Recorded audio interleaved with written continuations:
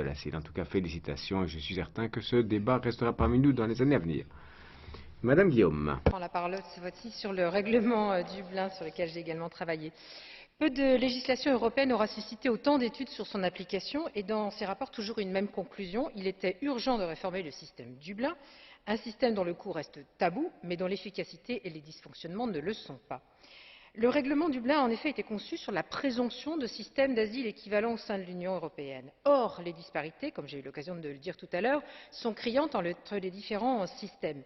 Les dysfonctionnements du dispositif se sont accumulés et ils démontrent en fait l'inexactitude de la présomption initiale. À maintes reprises, le groupe socialiste et démocrate a exprimé ses craintes sur la précipitation qui a animé les discussions. Il a ainsi constamment rappelé qu'il était impératif d'assurer la qualité des textes négociés et de garantir une réelle valeur ajoutée par rapport à l'existant.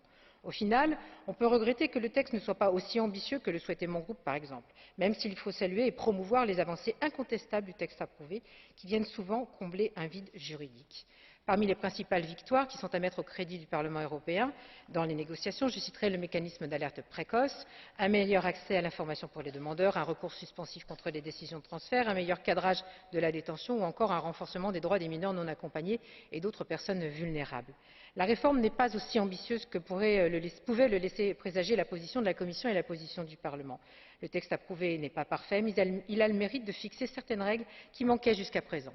Or, c'est bien le vide juridique qui a perduré pendant plusieurs années qui avait permis à certains États d'avoir des pratiques tout à fait différentes en matière de protection des demandeurs. Comme pour tous les autres textes du paquet asile, il faudra mesurer dans les faits quel sera le véritable impact du règlement Dublin II.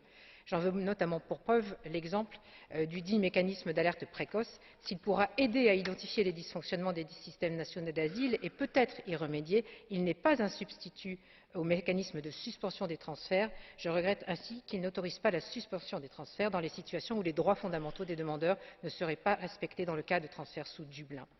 La difficulté de l'Europe est souvent de traduire la solidarité en actes. Elle reflète également sans ambiguïté le déficit de confiance mutuelle entre les États membres. J'espère que ces nouveaux textes permettront d'y remédier. Thank you very much. Merci beaucoup.